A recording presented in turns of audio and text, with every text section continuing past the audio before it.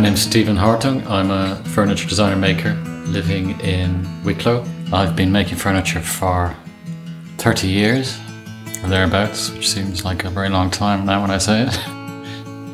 I started off as a product designer and then worked for a couple of years as an industrial designer, which I found a bit soul-destroying, buying precious materials, making stuff, and then knowing that it's going to be landfill in a year's time. I just couldn't put myself into that. So I ended up doing this. So, no 2 days are the same, no 2 jobs are the same for me, because I don't do batch production. So each piece is very unique, and it's very much a sort of a personal sort of journey from start to finish. I use wood sort of quite graphically, unlike a lot of furniture makers. So the form is obviously extremely important, but the wood can dictate the form. There may be very strict parameters to the brief, and obviously they'll be adhered to, but then a lot of my design process happens in the workshop. So I wouldn't design the piece on paper and then say that's exactly what I'm going to make. I don't like to restrict myself, because it's a 3-dimensional process, and it is an intuitive thing, and it is coming from something that isn't overtly intellectual. It is quite sort of emotional in some ways. In a world that's quite chaotic, you somehow can create something that is sort of completely whole and perfect in itself. No 2 pieces of wood really are the same. I like the idea that it's a natural material. It's a formerly living material. So the wood really is kind of like the inspiration. There's such huge variety even within, say, oak, for example.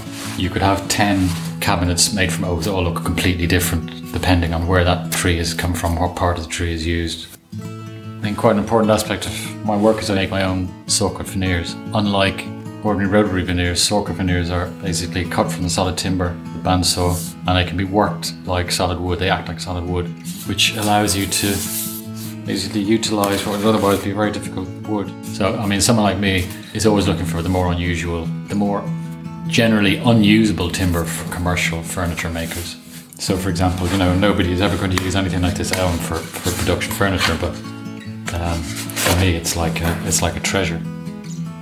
As time has gone on, I love wood as a material, and then there came a point when I sort of thought to myself, I know a lot about wood, but I really don't know that much about trees, which seems like a huge gap in my knowledge.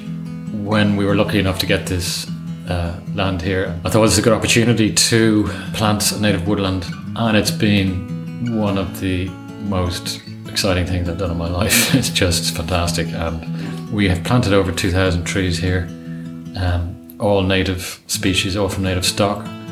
Maybe, if I live long enough, it would be pretty cool to make something out of something that I planted as a little whip sapling.